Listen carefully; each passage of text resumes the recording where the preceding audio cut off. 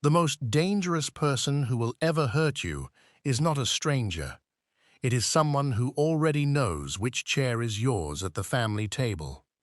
Someone who has already held your hand through grief, prayed over your food, and called you on your birthday without being reminded. Someone you never once thought to protect yourself from, because protecting yourself from them felt like a betrayal of everything the family was built on. That is the kind of wound this story is about. Not the loud kind, the quiet kind. The kind that moves in the dark for years, and when it finally surfaces, it does not just break your heart. It breaks your understanding of everything you thought your life was. By the time this video ends, you will understand not just what happened to this family, but why it could happen to almost any family, including yours. Before we go any further, let us know in the comments where you are watching from. We would love to hear from you.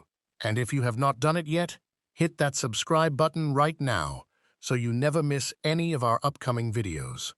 Ruth Caldwell was born in Birmingham, Alabama, in 1941, the second of 7 children in a household held together by faith, discipline, and the quiet dignity of people who had learned to build something beautiful in a country that kept telling them they had no right to.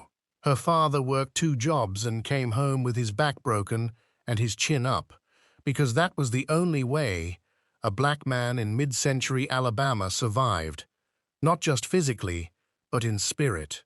Ruth absorbed every lesson from those years, every sacrifice that went unacknowledged, every act of love that nobody had time to name out loud. She grew up understanding, the way only children of struggle truly understand, that what you build in this life is not just for you, it is for the people who come after you.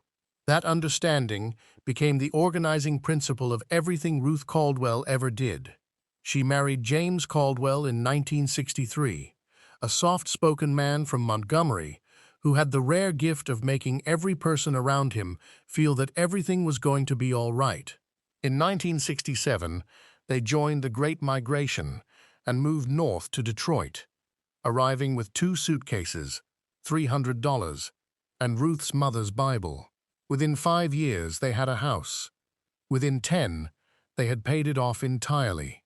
James worked at the Ford plant in Dearborn. Ruth worked 2 decades as a nurse's aide at Detroit Receiving Hospital. They saved carefully, spent deliberately, and gave generously to their church. By the time their children were grown, the Caldwells owned 3 properties: the family home in northwest Detroit, a rental duplex on Fenkel Avenue, and a small lot in rural Tennessee that Ruth's parents had left her. It was not a dynasty, but for a black family with roots in Birmingham in 1941, it was as close to a miracle as anything Ruth had ever witnessed outside a church. Ruth and James had 4 children. Marcus, the eldest, born in 1964, Diane, born in 1966, then twin boys, Raymond and Curtis, born in 1970. Raymond would eventually settle in Atlanta, Curtis in Columbus. They were different from each other in almost every way, but they shared one thing completely: their devotion to their mother. And Ruth's devotion, it must be said honestly, was not distributed equally. Marcus was her firstborn, her only son for 6 years before Diane arrived. There was a particular bond between them, visible, specific, the kind of thing other children in a family recognize before they have the language to describe it. Marcus was the one Ruth bragged about at church, the one she introduced to people with a lift. In her voice, she reserved for him alone. The other children noticed. They accepted it the way overlooked children always do, quietly, without complaint, because pointing it out only makes it worse. Marcus Caldwell grew up knowing he was his mother's favorite, and he wore that knowledge the way some people wear expensive clothes, not to impress others, but as a permanent reminder to himself of who he was. He was charming, the kind of man who remembered your name, asked follow-up questions, made you feel like the most important person in the room. He graduated from Wayne State University in 1986, the first in the Caldwell family to finish a 4-year degree. Ruth threw a party the neighborhood still talked about 20 years later. He built a career in financial services and had a family of his own. From every angle, the life of Marcus Caldwell looked like exactly what his mother had prayed for. He looked like the answer to every sacrifice the family had ever made. He looked like proof that it had all been worth something. Diane Caldwell saw her brother clearly, not all at once, but over years. As Marcus's position in the family became structural and permanent, she began storing observations she could never quite assemble into a full picture. She noticed he always knew things about the family finances before anyone else.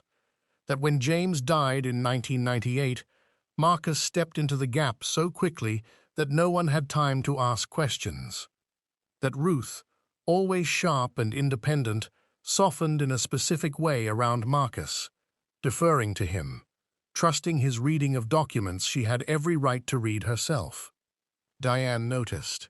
But Diane was the quiet one, the one who stayed, the one who took Ruth to her appointments, and sat with her through the hard nights after James passed. She was not the one whose name made Ruth's face change at church. So she watched. She stored what she saw in a place inside herself she hoped she would never have to open. And for years, she did not. Derek Whitmore came into the Caldwell family in 2005 when he married Diane. He was a self-made man who had grown up in genuine poverty in Memphis and built a stable life through his own determination, running a small renovation business, proud in the way that people who come from nothing are proud once they have made themselves into something. He loved Diane. But his relationship with the Caldwell family carried a quiet complication from the beginning. Derek was always alert to money the way people who grew up without it always are, watching, noting who had what and how it was held. He noticed the properties.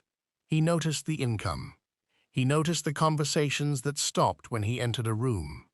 And he noticed that Marcus treated him with a warmth that was carefully calibrated, just friendly enough to disarm him, never quite warm enough to make him forget that he was the one who had married in. Diane felt the tension between them at every family gathering. She attributed it to ego, to sensitivity, to the natural friction between two very different men. She did not know yet that the tension had a different name entirely, and that Derek was already carrying a secret that would change everything. Ruth Caldwell's health began to decline in 2014. Forgotten appointments, a question asked twice in the same hour, a check written to the electric company 3 times in 1 month. Her doctor used the words mild cognitive impairment and recommended monitoring. Diane began visiting 3 times a week. Ruth remained largely herself, sharp in her opinions, certain in her faith. But she was slower, more easily confused by paperwork, and more reliant on Marcus, who had been added to her checking account years earlier to help pay bills, who received the rental property statements, who attended meetings with accountants and attorneys on the family's behalf. The family had allowed this naturally, over years, because Marcus was the one with the business degree, the one in financial services, the one who understood these things. He was trustworthy. He was family. He was the one Ruth trusted most in the world. What none of them knew, what none of them had any reason to suspect, was that Marcus had been making moves. Not dramatic ones, small, careful, methodical moves, the kind that are nearly invisible in isolation, but tell a devastating story when you finally lay them all out. In 2009, Marcus had added himself as a joint tenant on the deed to the Fenkel Avenue duplex. The paperwork was prepared by an attorney he hired himself, not the family's longtime lawyer, a different one, since retired and moved out of state. Ruth had signed. Whether she fully understood what she was signing would later be argued in a courtroom. In 2011, Marcus took out a home equity line of credit against the duplex, approximately $60,000 flowing into an account no one else in the family knew existed. In 2013, the Tennessee lot was sold. Marcus handled the transaction. The $44,000 proceeds were deposited into an account Ruth rarely used, one Marcus had full access to. Within 8 months, that account was nearly empty. None of this was known to Diane. None of it known to Raymond in Atlanta or Curtis in Columbus, who had both trusted Marcus to manage things in their absence. Nobody was pulling statements. Nobody was calling a second attorney. Asking hard questions about the person everyone trusted felt like an act of disloyalty. And this family, like so many families, had always put loyalty first. It was actually Derek who first stumbled onto the truth in 2015, while doing renovation work on the Fenkel Avenue duplex, a job Marcus had arranged. Going through old files in the basement storage, looking for original plumbing permits, Derek found a folder. Inside were bank statements, transfer confirmations, and a copy of the home equity line paperwork.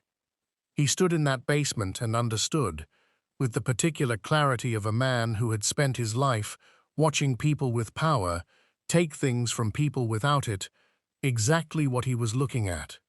He did not call Diane. He called Marcus. They met at a diner in Southfield 3 days later. What passed between them was never entered into any legal record. But what followed was that Derek went back to work. He attended family dinners. He shook Marcus's hand at Christmas.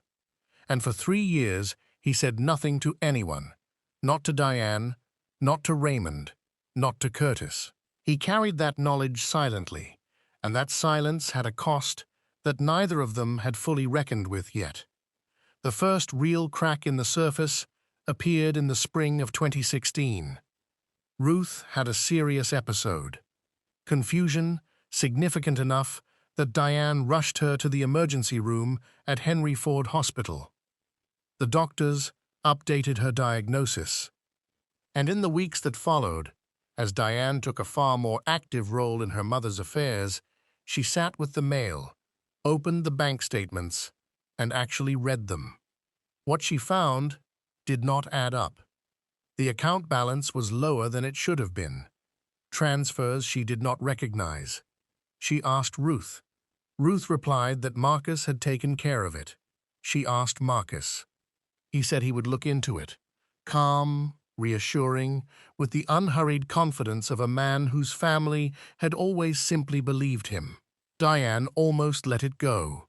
She had been letting things go her whole life. But something had finally shifted in her. Years of watching and storing and saying nothing had made her immovable. She kept notes, dates, dollar amounts, account numbers copied quietly when Marcus was not in the room. Then she pulled the public deed records from the Wayne County Register of Deeds website and sat in a Walgreens parking lot for 45 minutes without moving. The Fenkel Avenue duplex was no longer in Ruth's name alone. It read, Ruth Caldwell and Marcus Caldwell, joint tenants with right of survivorship.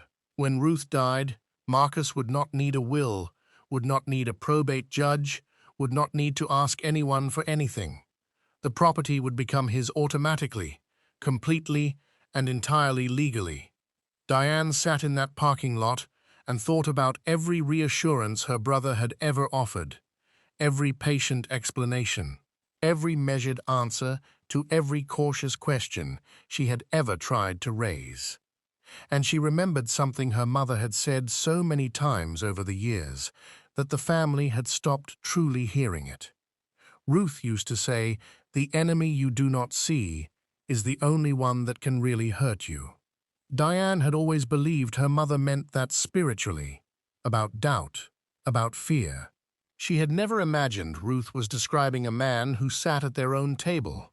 Diane called Patricia Warren, an attorney she had met through her church, whose number she had saved without ever fully knowing why, and said, "I need you to pull every deed record, every transfer, every account change connected to my mother's estate for the last 10 years. What Patricia Warren found over the weeks that followed was a paper trail so deliberate and so carefully constructed that when she laid it across a conference table in downtown Detroit, Diane put her face in her hands and stayed that way for a long time. Marcus had been named sole beneficiary on 2 of Ruth's life insurance policies, updated during the period of her documented cognitive decline, a combined payout of $212,000 paid directly to him 6 weeks after Ruth's death, with no legal obligation to share a single dollar. He had removed jewelry from the family home in the days immediately following Ruth's funeral, pieces belonging to Ruth's mother and grandmother, before any inventory was taken, while Diane was still deep in grief and not yet watching. A credit union savings account Ruth had opened in the 1990s showed approximately $31,000 withdrawn across 3 years, in a pattern a forensic accountant would later describe as systematic depletion. When Patricia Warren slid a legal pad across the table with a single number written on it, that number was somewhere in the range of $420,000. $420,000, earned twice over by a family that had started with $300 and a Bible. Ruth Caldwell died on March 7, 2018, at 6:42 in the morning, with Diane holding her left hand and a night nurse holding her right. She had spent her final 6 weeks in a hospital bed, moved into the living room so she could see the front yard she had tended for 40 years. Marcus had prayed with her, held her hand, and told her she had nothing to worry about. In her last days of real clarity, with Diane in the room and the home health aide present, Ruth had looked at her son directly and asked, "You promise you will not touch what belongs to the others?"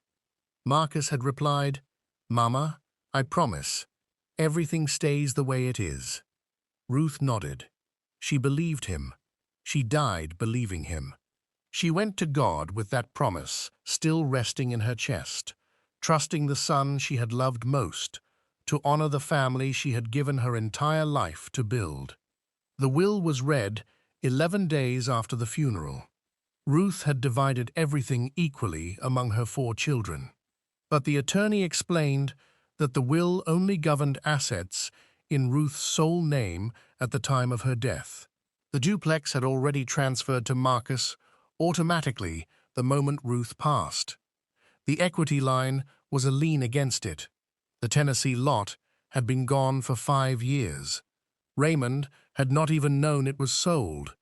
What remained was the family home and a savings account holding less than $8,000. Marcus sat across the table and expressed measured grief.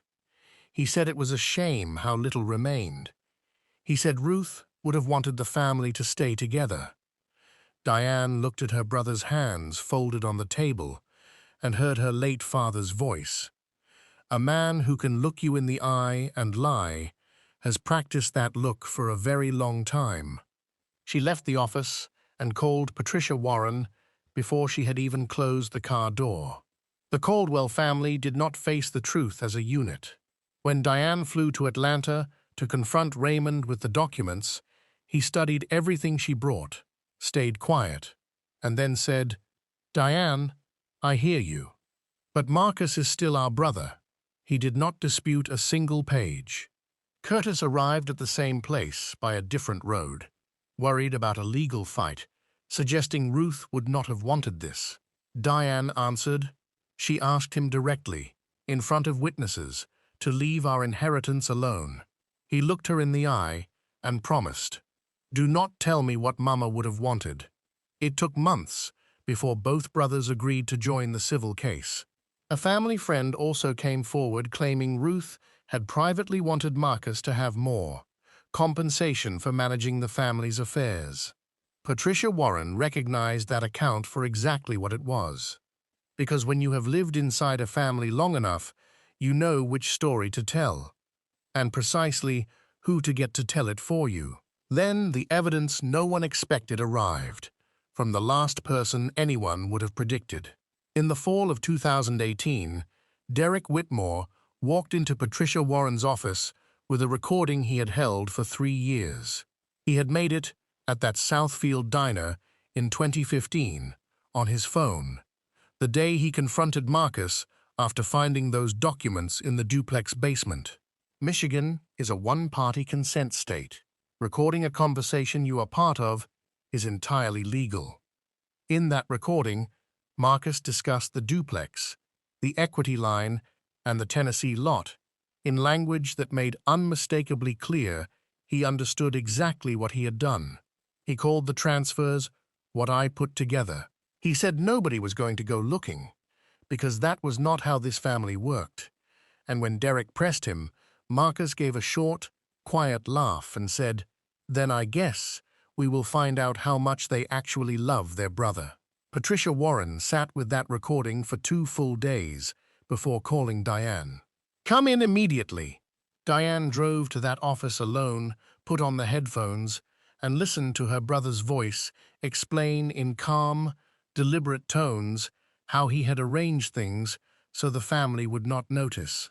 She listened to him speak about the people who had prayed over him and loved him, speak about them as though they were a problem he had already solved. She listened to the laugh, and she understood, with a finality she later described as the strangest kind of peace, that she had been right all along. Not imagining it, not jealous or paranoid. She had been seeing clearly in a family that had chosen, for decades, not to look.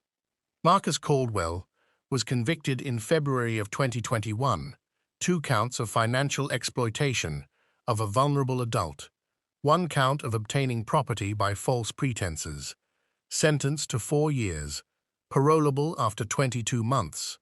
The appeal was denied. The civil settlement returned a portion of the estate to Diane, Raymond, and Curtis. The family home was transferred to Diane. The duplex was returned through civil judgment. The jewelry was never fully recovered. Marcus served 26 months and relocated outside Michigan. Neither brother has had contact with him since. Diane has not spoken to her brother since the morning she walked out of that attorney's office. Derek Whitmore was not charged with any crime, but the 3 years he had known and said nothing was not something the marriage could survive. He and Diane divorced in 2020. Ruth Caldwell's family home still stands on a quiet street in northwest Detroit, a red brick house with a flower bed along the front walk that Ruth planted in 1972, and that blooms every spring without being asked. Diane lives there now. She tends the yard the way her mother did, and volunteers with a Detroit nonprofit that provides legal resources to families facing elder financial abuse, a crime affecting an estimated 5 million Americans every year, committed in the majority of cases not by strangers, but by adult children. When she speaks publicly about what happened, she always returns to the same words: ask the questions, even when it feels disloyal, especially then, because the person counting on your silence knows exactly how much your loyalty costs, and they are spending it while you sit there being a good daughter, a good sister, a faithful member of the family. Ask the questions. Miss Ruth kept every secret. She prayed over every meal. She built something lasting from nothing, in a country that made that as hard as it possibly could. She loved her firstborn son with the particular, unguarded love of a mother who sees herself in a child. And in her final weeks, with her mind clouding and her body failing and the front yard going to seed outside the window, she asked him for one thing, keep the promise. She believed he would. She died believing he would. That is the part of this story that no court could litigate, no settlement could touch, no appeal could reach. That is what lives in the flower bed that blooms each spring. That is what Diane carries when she sits on that porch on Sunday mornings with her coffee and looks out at the street her mother loved. Not just grief for what was taken, but the weight of something her mother never had to know. Now I want to ask you one question, and I want you to sit with it honestly. If you discovered that someone inside your family had been quietly taking what belonged to everyone, would you go to the law? Or would you try to handle it inside the family first? Because what this story confirms is that most people, even people who know exactly what has been done to them, choose the family first. They choose loyalty. They choose love. And sometimes, that choice is the most expensive one they ever make. Leave your answer in the comments below. And if this story reached something in you, if it made you think differently about trust, about family, about the things we build and the people we trust to protect them, please share it with someone who needs to hear it. Because stories like this one deserve to be told, and the families living inside them deserve to know they are not alone.